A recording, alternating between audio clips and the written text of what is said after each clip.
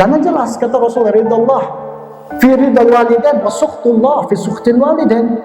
Ridhonya Allah di dalam ridho kedua orang tua, dan kemarahan murkanya Allah di dalam kemurkaan orang tua. Maka Allah mengalah kalau seandainya ada anak walaupun dia ini ibadatnya biasa-biasa, tapi dia berbakti sama engkau, diangkat derajatnya, dimaafkan Allah, dimasukkan ke dalam surga. Ikhwan kiram rahimani wa rahimakumullah. Setiap tempat yang di situ dibuat ibadat, setiap tempat yang di situ ada munajat, setiap tempat yang di situ Allah dan Rasul diingat, pastilah ada athar ijabi, efek positif yang bakal kita dapat. Maka sholat subuh 2 rakaat akan dapat hakikat tak kala kita mendatangkan hakikat rukun serta syarat.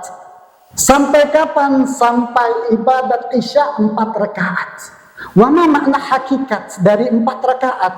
Adalah hakikat dari setiap rakaat yang Allah kata innallaha wa inna salata tanha 'anil fahsya wal munkar. Sesungguhnya salat itu mencegah perbuatan keji dan munkar alias maksiat.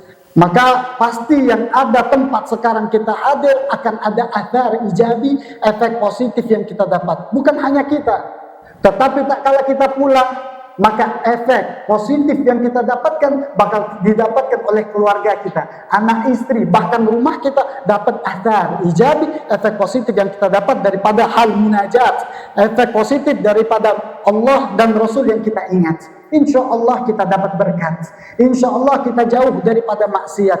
Insya Allah kita jauh daripada hal-hal yang diharamkan oleh Allah, berkat daripada majlis yang kita buat. Amin ya rabbal alamin.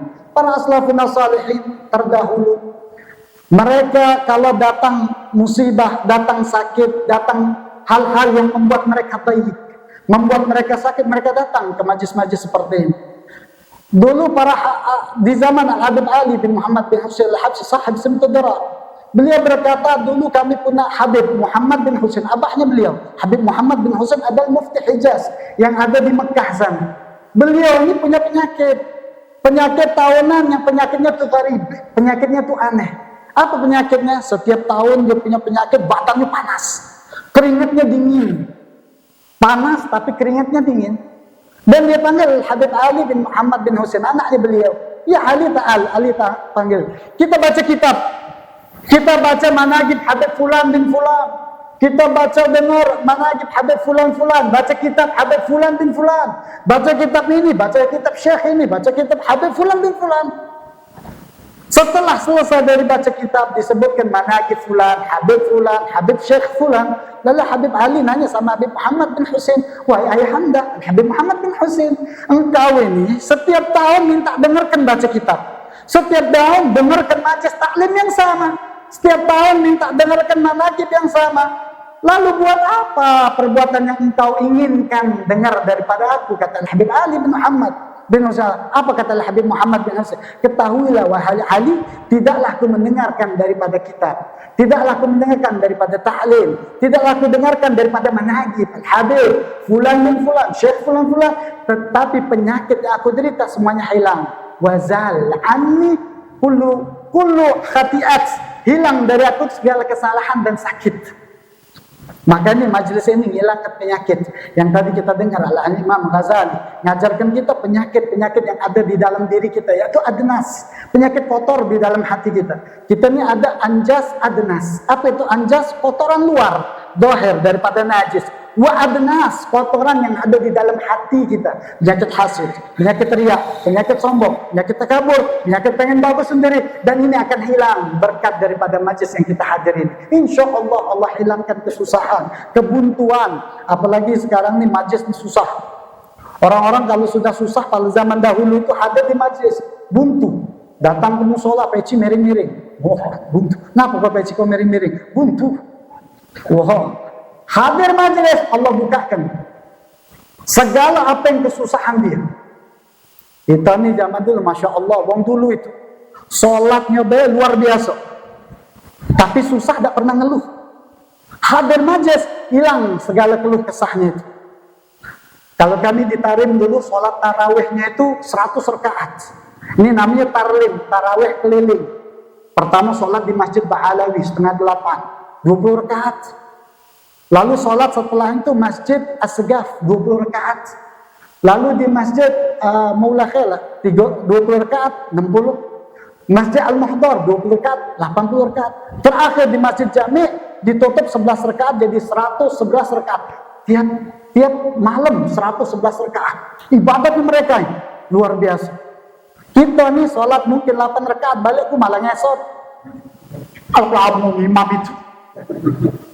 Al-Qalamunya 8 rakaat, makai panjang-panjang pula. Lah begau-gau belakang Al-Qalamunya.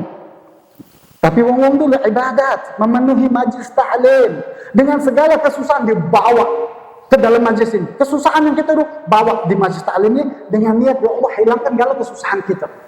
Yang datang sini buntu, insya Allah buntunya dihilangkan oleh Allah. Yang datang sini belum jodoh, jomblo, lama, ini dengan budget ini, insya Allah Allah dekatkan jodohnya.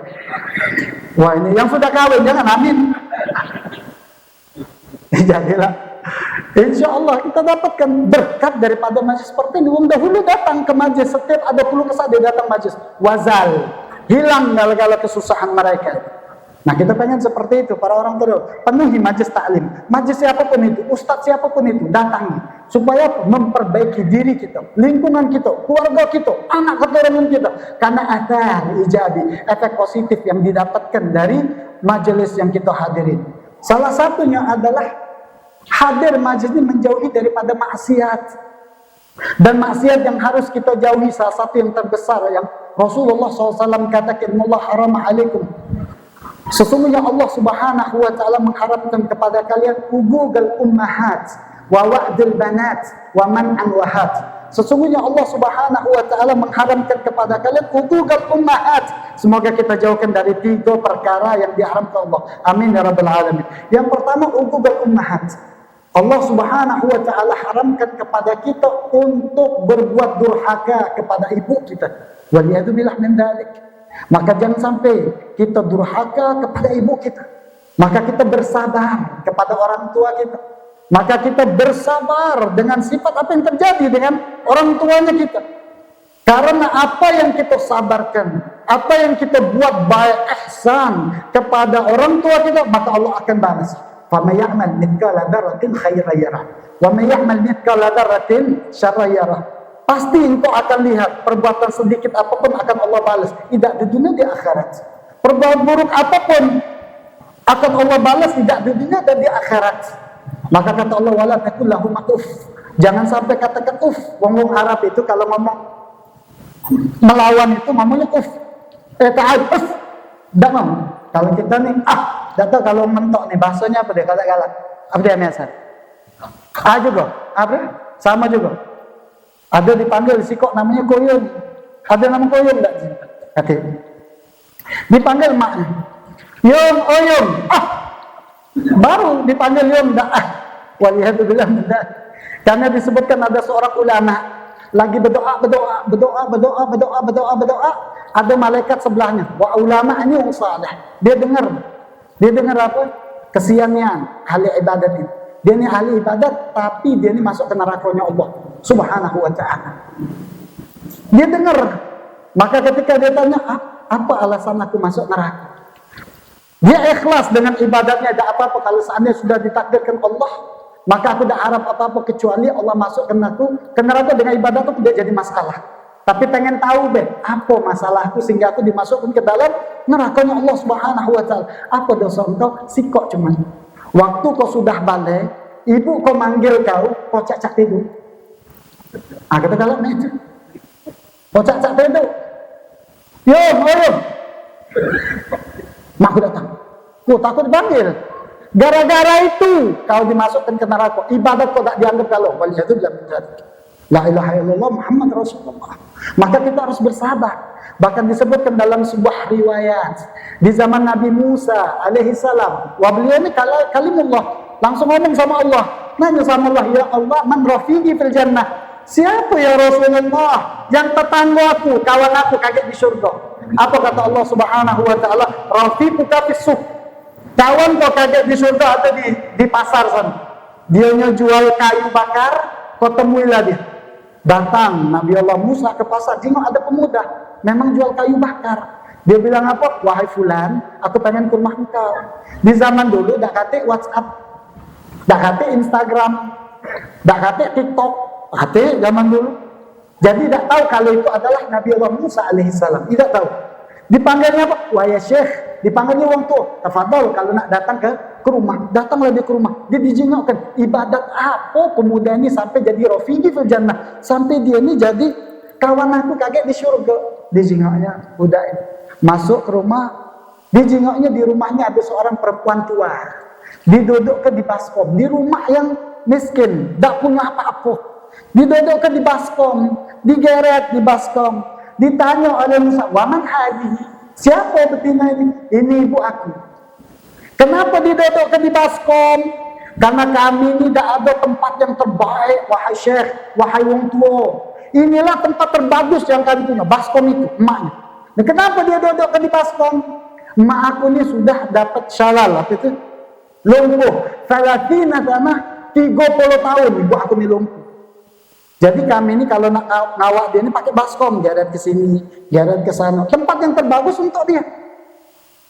Lalu ketika dia geret ibunya itu untuk masukkan ke tempat istirahat ibunya biasa, ibu ini ngomong apa di dalam kitab cuman bisa ngomong ba sama alif. Anak nyontoh ke deh, jangan kamu seriusnya. Nyontoh ke deh ini. Yang di dalam kitab itu cuma ba sama alif deh. Nanya Nabi Allah Musa sama pemuda, fulan, itu ngomong apa ibu kamu? Dia ini sudah 30 tahun cacat dan tak cak ngomong. Tapi omongan dia itu aku tahu. Apa omongannya dia itu? Ini doa yang sampai sekarang aku apa? Apa doanya? Kata doanya, Allahumma ja'al waladi rafiqun Musa fil jannah. Ya Allah, jadikanlah anak aku ini kawan Musa kaget di surga. Sebab terima kasihnya wong tua atas berbaktinya anak ini sama wong. Sudah susah anaknya. Ibunya sudah susah. Di mana-mana dia mandikan, dia nguapi, dia hidup ini. Ini Allah angkat derajatnya di dunia dan di akhirat. Ini Masya Allah. Kita pengen bakti sama wong tua kita. Berapa banyak kita dengar Uwais Al-Gharani. Tidak dikenal oleh ahlul ard, tidak dikenal oleh wong dunia, tapi dikenal ahlus sama. Karena itu doanya VIP, doanya langsung didengar oleh Allah Subhanahu wa taala berkat berbakti dia sama wong tua. Oh ini kita. Alhamdulillah masih ada wong tuanya, masih bisa berbakti. Anak tidak ada lagi wong tua nah. Abah, mama sudah tidak ada lagi. Tapi berbaktinya kalau kita sudah selesai ini, tetap bacakan doa dia. Setiap amal ibadat kita minta kirimkan sama wong tua kita.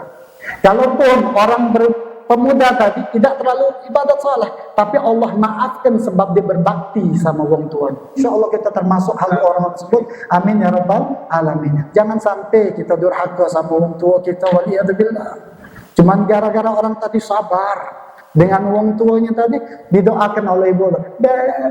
Tidak, kita jangan cak itu masukin doanya ya. Allahumma ja'al rafiq, Allahumma ja'al waladi rafiq Musa fil jannah. Ya Allah, jadikan anak aku ini kawan Musa kaget di surga. Insya Allah kita galau-galau kawan Nabi Muhammad di surga ya Allah. Amin ya rabbal alamin. Yang kedua, wa'dul banat. Kata Nabi Muhammad, ini yang kita harus jauhi daripada majlis ta'lim ini adalah manfaatnya wa'dul banat. Nguburkan anak betina kecil-kecil. Apa kata Allah? Wa idzal mau'udatu su'ilat bi ayyi dzambin qutilat. Ini anak-anak kecil ini dulu zaman jahiliyah dulu. Anak-anak kecil itu kebiasaannya kalau dapatkan perempuan dikubur itu. Dulu Sayyidina Umar bin Khattab punya anak. Anaknya betina. Dapat anak betina, sedih. Kenapa? Bakal jadi aib. Dulu zaman jahiliyah, dapat anak betina ini adalah sebuah aib. Islam yang angkat perempuan ini. Rasulullah yang menegakkan akhlak kepada perempuan ini. Anaknya masih kecil, umur 3-4 tahun. Didandani cantik-cantik, dipakai baju wangi-wangi, dibawa ke hutan, digali kuburannya. Kena tanah, anaknya yang ngusap tanah. Di muka Umar bin Khattab. Ini adalah kesedihan yang mendalam yang diingat oleh Sayyidina Umar bin Khattab. Setelah dikubur itu, kuburannya itu sudah digali dalam-dalam oleh Sayyidina Umar bin Khattab. Hanya Umar Khattab ngomong sama anak, nak lihat nak ada apa di dalam. Pas dia nengok diterjang, langsung dikubur. Lagi nangis dikubur. La ilaha illallah Muhammad Rasulullah sallallahu alaihi wasallam. Ini dosa ba'dul banat. Tapi sudah diampunkan Sayyidina Umar bin Khattab karena zaman jahiliyah. Maka dulu, kalau ada bapaknya menguburkan anaknya perempuan, menjerumuskan ke dalam kuburan, yang masuk neraka siapa? Anaknya apa bapaknya? Bapaknya jelas masuk neraka karena jerumuskan anaknya, menguburkan anaknya. Sekarang terbalik zaman sekarang.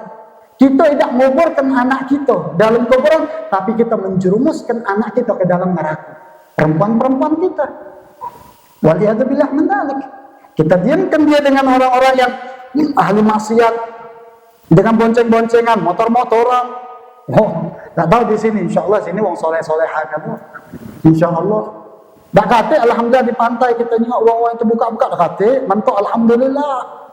Kalau ada di mentok sana di wong-wong berjemur, mungkin dak kate majlis sana kali wong kali. Mengkali. Tapi alhamdulillah kita ni alhamdulillah wong mentok soleh-soleha insyaallah amin ya rabbal alamin. Makanya kita bangga jangan sampai kita termasuk wong yang tidak menguburkan anak tapi menjerumuskan anak ke dalam neraka. Anak kita malam tahun baru kita diamkan deh. Wah anak kau nah malam tahun baruan diajak buka murid, ada pula masih muda juga. Wah anak kau jam 12 belum balik, ada pula masih muda juga. Wah anak kau lah subuh belum balik, ada pula masih muda juga. Biarlah dia nyicip mudanya. Wah anak kau ditabrak truk, ada pula masih muda juga. Itulah kita diamkan anak kita. Waliyadzubillah min dzalik. Jangan sampai kita termasuk orang yang seperti ini. Kenapa diamkan anak-anak kita? Di rumah anak kita sikok lagi. Yang paling dahsyat sekarang lagi viral adalah main slot. Nah, ini main slot ini tahu di mentok ini ada apa tidak main slot? Kita jangan diamkan anak kita ini main slot. Tahu main slot ya? Lagi viral. Ini di dalam riset Kemenkumham, Kementerian Hukum dan HAM. Maaf, bukan anak ngomong kotor. Riset bahwasanya dulu Indonesia ini adalah rakyat yang paling banyak buka website porno nomor 1 di dunia. Jangan tepuk tangan, juara 1 di dunia paling banyak buka website porno. Bukan anak ngomong kotor. Untuk tahun 2022 sampai 2003 ini website pornonya nomor 2. Website pornonya. Sekarang nomor 1 Indonesia buka website slot judi terbesar Indonesia. Kalah porno sama slot. Ini bahaya ini. Kita kalau diamkan anak kita main slot, berarti jerumuskan dia ke dalam neraka. Kita pun juga menjerumuskan diri kita ke dalam neraka karena anak kita. Ini hati-hati nih yang main slot. Waliyadzubillah min dzalik. Banyak nih enggak tahu kenapa nih sekarang wong. Padahal kita nih tahu. Kemarin kita waktu pergi ke Jakarta tuh ketemu sama bandar. Ini bandar nih Masya Allah ketemu sama apa? Sama kita, dia cerita. Agen Tiger 88. Wah ini sebenarnya boleh, cuma sekedar cerita biar sedikit ya. Wah Abed tahu nih main juga apa? Tidak. Kita ini cuma belajar, nak tahu baik. Araf tushar lalisha. Kita nak tahu burukan bukan untuk ngawe ke keburukan. Dia ngomong apa? Kita alhamdulillah pula mamang itu. Sehari dapat 80 juta. Sehari. Ayo buka bandar kita. 80 juta. Sehari 80 juta. Tidak ngapa-ngapa itu. Terus riset nyatakan yang paling banyak main slot ini adalah 85% adalah wong muslim. 85%. Karena maaf ya. Wong non-muslim, wong Chinese itu tidak kalah dia main judi. Sayang dengan duitnya. Susah dia dapatkan. Tapi siapa yang banyak mainkan? Muslim. Kadang-kadang kita lagi khutbah Jumat di Palembang, nggak tahu di Mentok. Nah, di Palembang, kita lagi khutbah Jumat, main slot. Rasanya tumpah khutbah, nak lepas ke jadi khutbah. Wah, kita kadang-kadang malu. Ini dosanya triple kill. Ngapa dosanya? Dosa main slot, main judi, main slot di masjid dan waktu khutbah. Waliyadzubillah min dzalik. Maka kalau ada yang main-main judi di masjid, tegur. Jangan sampai kita diam. Edara itu mungkar, falighayyir. Maka kalau kita jenguk mungkar, ubah. dengan ucapan kita, ajak dengan tangan kita, ajak dengan lisan kita. Kalau tak mampu, mas kecil, ucap astagfirullah, ingatkan dia khutbah. Banyak nih orang sekarang. Bahkan dia disebutkan selain dia 80 juta sehari, 85% adalah muslim, 90% yang main salat itu adalah wong miskin. Siapa yang ngayokan wong ini? Wong miskin. Kenapa mereka ini ngomong, bandar ini ngomong, mereka yang main ini adalah Habib pengemis yang mengharapkan rezeki dari bandar. Pengemis yang mengharapkan rezeki dari bandar. Maka jangan sampai, insya Allah dimentok tidak kate. Ada tak dimentok? Ada tak? Di musola kita ada men? Kate, insya Allah. Amin ya rabbal alamin. Insya Allah tak kate. Waliyadzubillah min dzalik. Jangan sampai, karena kecanduannya hebat. Maaf ya, di daerah Bekasi sana ada pemuda umur 18-19 tahun, gawe di pabrik, gajinya juga luar biasa. Di umur 20 tahun, di umur 23 tahun sudah kawin, punya rumah digadaikan, dapat slot, dapat 20 juta, kalah pula 20 juta, rumah digadaikan. Rumah sudah digadaikan, mobil digadaikan. Yang terakhir bini nak digadaikan, nak baca, akhirnya cerai, waliyadzubillah jadi gembel. Gara-gara slot main judi, waliyadzubillah min dzalik. Ini kita diamkan anak kita main judi. Ini namanya wa'dul banat. Ini yang kita kuburkan anak kita dalam-dalam ke neraka dan menarik kita juga ke dalam neraka.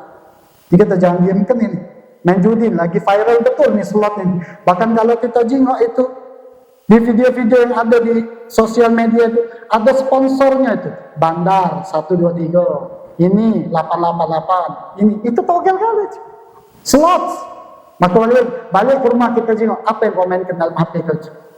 Kalau cuma main slot, waliyadzubillah, rumah kita jadi tak berkat, tempat kita jadi tak berkat, malaikat rahmat tak galak datang di rumah tempat orang main judi, karena diharamkan oleh Allah Subhanahu wa taala. Insyaallah kita jauh-jauh daripada. Amin ya rabbal alamin.